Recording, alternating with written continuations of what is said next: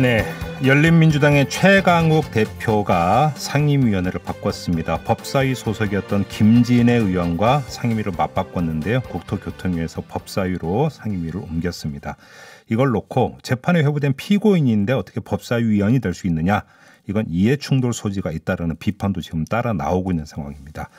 이 문제도 궁금하고요. 또 법사위와 관련된 중요한 문제죠. 윤석열 검찰총장 징계 청구를 둘러싼 공방이 계속되고 있는데 이 문제를 어떻게 바라보고 있는지도 궁금합니다.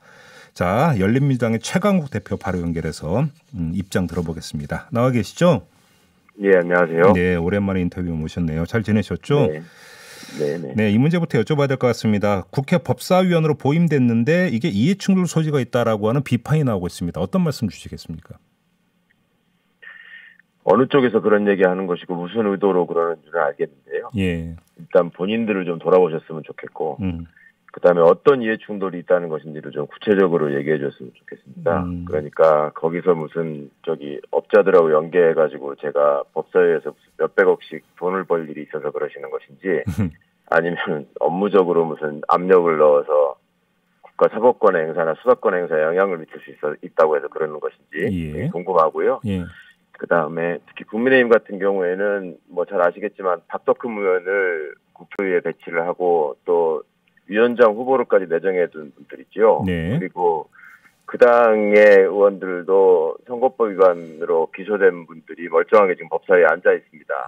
그리고 그 외에 패스트트랙 관련해서 뭐 억울한 기소를 당하신 분들도 있는데 그런 분들도 지금 법사위에 여러 분 계시죠. 네. 그 왜 굳이 저만 가지고 항상 이렇게 이해충돌 운운을 하는 것인지 네. 이게 너무나 정략적인 얘기인 것 같아서 네. 저는 썩 유쾌하지가 않습니다. 네. 그런데 왜 그러면 대표님만 유독 그렇게 이제 그 지적을 한다고 생각을 하세요? 여기에 특별한 의도가 있다고 보세요? 예, 그런 것 같습니다. 지금 어떤 보수 언론과 국민의힘이 손잡고 일치 단결해서 움직이고 있는 모습은 네. 일관된 방향이 지금 검찰개혁을 저지하겠다라는 쪽으로 집중하는 것처럼 보이는 면이 있죠. 네. 그거의 일환으로 뭐 법사위에 제가 들어가서 일을 하게 되면 뭔가 굉장히 껄끄러울 일이 생길 거라고 지레짐작을 하시고 그러는 거 아닌가 싶네요. 그럼 이제 우리가 흔히 하는 예봉을 꺾기 위해서 그러는 것이다.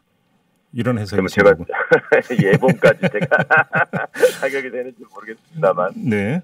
아무튼 해석을 그렇게 하신다는 말씀이시고요. 알겠습니다. 이 판단은 지금 이 방송 듣고 계신 우리 애청자 여러분들 촌철이라고 부르는데요. 촌철님들께 맡기도록 하겠고요. 네네. 현안 질문으로 들어가겠습니다.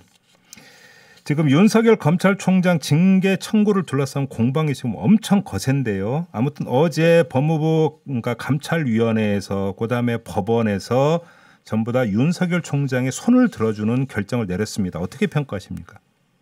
감찰위원회의 움직임이나 결론은 뭐 예상됐던 일이고요. 네. 네, 그분들의 구성의 면면이나 또 그 참석해서 뭐 감찰위원회를 통해서 하고자 했던 얘기들이야 뭐 사전에 예상이 됐던 일이고 법원의 결정은 좀 무효였습니다. 그런데 결정문을 어제 구해서 좀 찬찬히 읽어보니까 네. 결국은 그런 거였습니다. 법원의 입장에서는 검찰총장이 인사청문회까지 거쳐서 대통령이 임명한 중요한 공직자다. 네. 근데 이 사람이 어차피 징계위원회를 앞두고 있기 때문에 그 며칠 동안 직무정지를 시키는 것이 그 사람 개인으로 봐서는 혹여 이게 징계 과정에서 직무 배제되지 않는 그 징계 결과로 이어지게 된다면 예. 돈으로 회복해 줄 수는 없는 손해가 된다. 이 부분이 중요합니다. 그러니까 네. 돈으로 이거를 회복해 줄 수 있는 손해가 아니기 때문에 예. 검찰총장의 지위를 그냥 두고 징계를 받는 게 좋겠다. 뭐 그런 나름 사법부의 법적 안정성을 중심으로 한 판단인 것 같은데요. 네. 하여튼 저로서는 좀 결론에 의문이 있습니다. 이게 그렇게 봐야 할 일인지 그러니까 검찰총장이라는 지위에 있으면서 징계 혐의까지 받게 된 사람이 네. 그 자리에 있으면서 단 며칠이라도 그 권한을 행사함으로 해서 생기는 어떤 검찰권의 순수성에 대한 훼손 네. 이런 것들을 왜 가볍게 보는지 저는 잘 모르겠습니다. 알겠습니다. 그 감찰이 뭐 그 결론은 이미 예상을 했다. 그다음에 구성의 면면을 볼 때 이런 말씀을 주시는데 구성이 어떻기 때문에 이제 그 예상을 하셨던 겁니까? 그거는 이미 이제 그 총장에 대한 징계를 거둬달라고 성명을 냈던 그 검사들이 포함되어 있고요. 예. 그다음에 뭐 그 기자 출신 분도 계시는데 그분이 이제 법조 언론인 클럽이라는 곳인데 네. 그게 이제 그동안에 계속 검찰의 우호적인 어떤 입장을 취해왔던 분들이죠. 예. 그리고 그 상황에서 감찰위원회가 뭐 가지고 있는 특별한 권한이 없기 때문에 그다음에 거기 구성원 중에 한 분은 이미 국민의힘에 입당한 분도 계시고요. 그러니까, 그런가요? 네. 네네. 입당까지 제가 정확히 확인하지는 않았습니다. 혹시 지금 이수정 경기대 교수 말씀하시는 겁니까, 대표님? 나요? 이수정 네네. 경기대 교수 말씀하시는 거예요? 네네. 그분은 입당이 아니라 그냥 그 특유의 합류를 하셨던 거 아닌가요? 네네. 예. 합류하신 걸로. 네네. 예. 네. 그러니까 그런 면면을 볼 때 그러니까 그런 결론이 나올 거라고 예상을 했다 이런 말씀이신 거고요.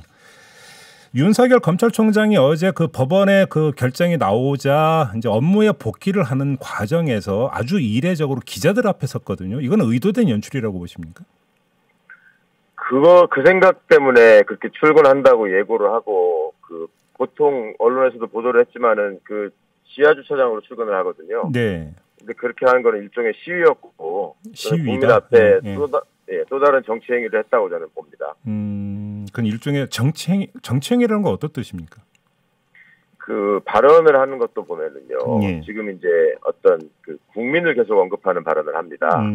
그러니까 공직자가 당연히 국민에 대한 봉사자로서 공복으로서의 자세가 있지만 지금 국민들을 이렇게 혼란스럽고 불편하게 한 입장에서 마치 국민을 위해서 내가 희생하고 행동하는 것처럼 계속 본인의 위치를 이렇게 자리매김하려고 하거든요.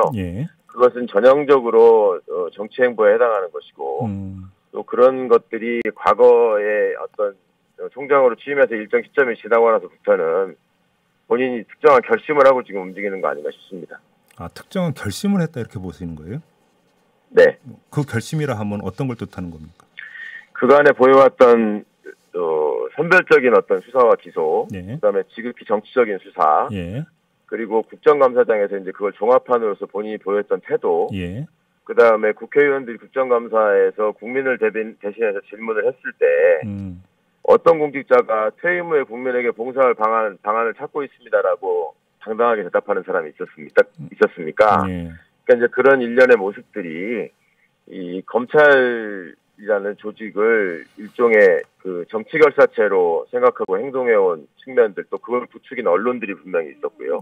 그리고 이거는 비단 무슨 저의 입장에서 정파적으로 해석하는 문제가 아니고 같은 지향을 가지고 있다고 보이는 지금 그 홍준표 전 대표 같은 경우에도 가장 정치적인 검사다라는 얘기를 하셨죠. 나와서 정치를 하자. 뭐 그런 것들은 굳이 뭐 긴 설명을 하지 않아도 공직자로서 이런 모습을 보이는 사람이 지금 대한민국에 한 분밖에 없는 것 같습니다. 제가 보기에는. 그런데 이제 윤석열 총장이 국정감사 과정에서 했다는 국민에 봉사한다라는 그 구절을 올라왔던 거 이제 정치를 하겠다는 뜻으로도 해석될 수가 있겠지만 거꾸로 해서 그러니까 그 법률 자문을 해준다든지 이런 봉사로도 해석될 여지가 있는 거 아닐까요? 이런 해석은 어떻게 생각하십니까? 그거는 발언이라는 게 다 맥락이 있는 것인데요. 그 전에 그런 질문을 하면은 절대 그런 생각 없다고 답했던 분입니다. 그랬네요. 근데 그 말을 바꾸고서 국민에 대한 봉사를 하겠다는 게 무료변론이나 공익봉사를 하겠다 이거는 좀 이전 발언 답변과 그 같은 연장선에서 맥락을 봐야 된다 이런 말씀이신 거고요. 네네. 알겠습니다. 조금만 좀 다른 문제를 좀 여쭤볼게요. 최근에 아무튼 검사들이 집단적으로 의사표명을 계속 해오지 않았습니까? 그다음에 한 현직 검사는 추미애 장관의 사퇴를 아예 직접적으로 요구하는 어떤 이런 일까지 있었는데요. 이런 그 검사들의 행동은 어떻게 평가를 하십니까? 일단 공직자로서 지금 그게 기본적인 자세에 맞는 것인지를 좀 한번 다들 생각해 주셨으면 좋겠습니다. 그러니까 저는 공무원들이 정치적 의사표현을 절대 해서 안 된다고 생각하는 사람은 아닙니다. 그런데 지금 법과 절차에 따라서 진행되고 있는 사건들을 건건이 지금 집단행동을 하면서 장관의 지위에 반발하는, 장관의 조치에 반발하는 행동을 하고 있거든요. 과거에 다른 여타의 교사나 뭐 이런 공무원들이 이런 행위를 했을 때 검찰이 늘 이걸 기소해 왔습니다. 유죄라고 주장하고 기소해 오고 이것이 마치 근본적인 사회 질서를 해치는 범죄인 것처럼 취급을 해왔거든요. 근데 이게 당사자들의 문제가 되니까 우리는 뭐 전혀 그런 의도가 없이 충정으로 집단행동을 하는 것이다. 그렇게 강변하기에는 스스로도 좀 열적은 일이 아닐까 싶습니다. 제가 이제 이 질문을 드린 특별한 이유가 있는데 대표께서는 청와대 공직기강 비서관을 지내신 분 아니겠습니까? 네. 그러면 공직기강이라고는 대원칙에 기초해서 볼 때 적절하지 않은 집단 행동이다 이렇게 평가를 하시는 겁니까?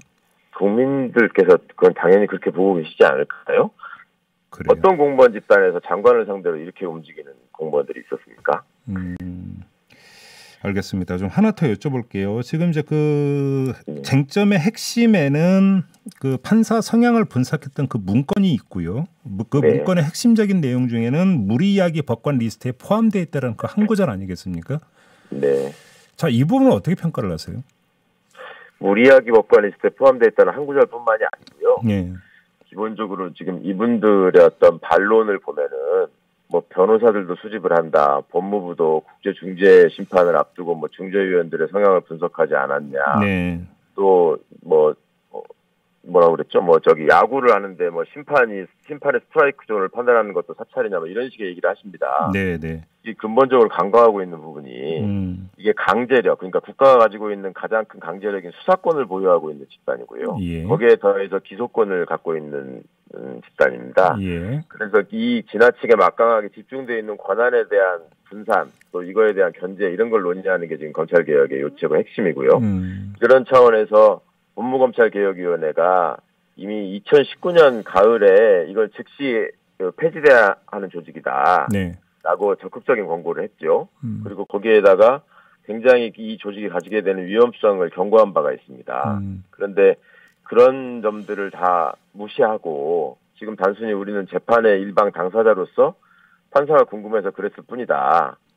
이거는 좀 그 본인들의 위치를 망각한 처사가 아닌가 싶고요. 네. 그리고 근본적으로 이거를 공판을 전문으로 수행하는 대검 공판 송무부라는 데가 있고 네. 또 각 지검의 공판부가 있습니다. 공판부에서 업무 수행을 위해서 그냥 메모 차원에서 축적한 자료라면 모르겠는데 이게 그쪽에서도 인정한 것처럼 총장의 지시에 의해서 특정한 사건에 국한해가지고 네. 수사정보정책관이 공식적으로 그걸 수집을 하고 네. 그걸 또 반부패 부장을 통해서 조직적으로 이거를 보내려고 했던 사안이란 말입니다. 네. 그러니까 이거는 그 내용 여부에 지금 집중해가지고 본질을 흐릴 게 아니라 기본적으로 권한을 가지지 않는 부서가 또 네. 권한을 행사해서는 안 되는 조직이 예. 그런 일을 행했다. 이것이 옳지 않다. 근데 이 문건을 작성했던 성상욱 부장검사가 올린 입장문 내용을 보면 성상욱 부장검사는 어떻게 주장을 했냐면 수사 정보뿐만 아니라 공소 유지와 관련된 정보도 작성할 수 있다. 규정에 그렇게 돼 있다 이렇게 주장을 했는데 이건 어떻게 봐야 되는 겁니까? 공소유지와 관련한 정보가 수사정보정책관의 업무에 포함된다고 하는 것도 그 어떤 특정한 지침을 근거로 한다는데 그게 명확히 확인되지는 않는 것 같습니다. 아, 그래요? 그다음에 예. 또 하나 공소유지와 관련된 정보라고 하는 것이 네. 그러니까 판결을 분석해가지고 이 또 사건을 분석해가지고 이 사건의 공소유지를 위해서 네. 또 입증을 위해서 어떠어떠한 것이 필요하다라고 하는 것은 모르겠는데 네. 그 판사가 농구 서클을 했다. 누구의 처제다. 예. 뭐 어떤 학회 모임에 속해 있다. 이런 것들이 무슨 그 공소유지와 관련된 정보인지 잘 모르겠습니다. 예. 그러면 이거는 뭐 정리하면 사찰로 볼 수 있다 이런 말씀이신 거예요? 정리하면? 과거에 이제 불법 사찰이라는 거를 이제 하도 우리가 경험을 많이 해봐서 예. 그 미행, 감시, 도청 이런 것들을 사찰이라고 하면 떠올리시는 분들이 많은데 네. 이제 그런 사찰은 그런 것만 있는 게 아니죠. 그러니까 국가기관이 권한 없이 어떤 사적인 측면을 그 공식적으로 취합하고 그걸 분석하고 네. 또 제공할 때 예. 거기에 대해서 우리가 사찰이라는 이름을 붙일 수 있는 것이죠. 그런 차원에서 보자면 지금 굉장히 부적절한 행위를 한 것이라고 봅니다. 그럼 문제를 관통하는 핵심 문제 중에 하나가 행정부에 속해 있는 검찰이 사법부에 속해 있는 판사들의 성향을 분석해서 문건으로 정리한 그 행위 자체가 근본적으로 잘못됐다 이런 말씀이신가요? 행정부에 소속돼 있기 때문뿐만 아니라 예, 수사권을 행사하는 검찰이 강제력을 행사하는 검찰이 법적인 권한이 없이 근거가 없이 특정 개인의 정보를 수집했다. 그래서 실제 그 대상이 된 판사들의 얘기를 좀 들어봤는데요. 굉장히 황당하고 불쾌하게 생각하는 사람들이 많습니다. 근데 보도를 보면 반반이다. 판사들 반응이 반반이다. 이런 식으로 나오던데요. 보도는. 보도가 전체 판사들을 다 대상으로 뭐 여론조사를 했으면 모르겠는데. 아, 예. 네. 선택적으로 몇 명 판사 이야기를 듣고 반반이라고 하는 것 자체가 믿을 수 있느냐 이런 말씀이시네요. 그러면. 예, 저는 그렇게 보입니다. 네. 알겠습니다. 마무리를 해야 되는데 지금 내일 모레 징계위원회가 열릴 예정이지 않습니까? 어떤 결정을 네. 내려야 된다고 생각을 하십니까? 지금까지 제기되어 있는 비위 사실이라고 하는 것이 그 중에 하나만 있더라도 기존의 대한민국의 검찰총장 같은 직위에 있는 사람으로서는 해서는 안 될 일입니다. 네. 거기에 추가로 장관의 적법한 감찰 조사를 정면으로 거부한 면이 있거든요. 네. 이런 것들이 포함되어 있는 상황에서 중징계를 피하기는 저는 어렵다고 생각하고요. 예. 또 그런 것들이 지금 전면적인 어떤 검찰의 조직적 저항 때문에 정당한 법적 절차가 훼손돼서는 안 되겠다. 네. 그리고 이것이 역사적으로 지금 검찰개혁이라는 중요한 과제를 해결해가는 상황에서 중요한 고비를 넘고 있다. 예. 이런 어떤 의미를 징계위원들께서 좀 깊이 고려하셔서 판단할 거라고 생각합니다. 짧게 하나만 그럼 추가를 넣을게요. 지금 그 징계를 반대하는 쪽에서는 절차적 정당성에 흠결이 있다 이런 주장을 하고 있지 않습니까? 이건 어떻게 보세요? 그러니까 뭐 그거를 제대로 무슨 내용을 알려주지 않았다, 네. 무슨 변매의 기회를 주지 않았다 이런 주장을 하시는 거 말씀하신 거죠? 네. 그런 기회를 주려고 찾아가고 연락하고 공문도 보내고 했는데 본인이 다 차단한 거 아니었습니까? 네. 그리고 그 내용에 대해서는 이미 본인들이 가깝게 지내는 언론으로부터 다 알고 있었죠. 네. 그래요. 알겠습니다. 자, 말씀 여기까지 드릴게요. 고맙습니다. 네, 고맙습니다. 네, 지금까지 최강욱 열린민주당 대표였습니다.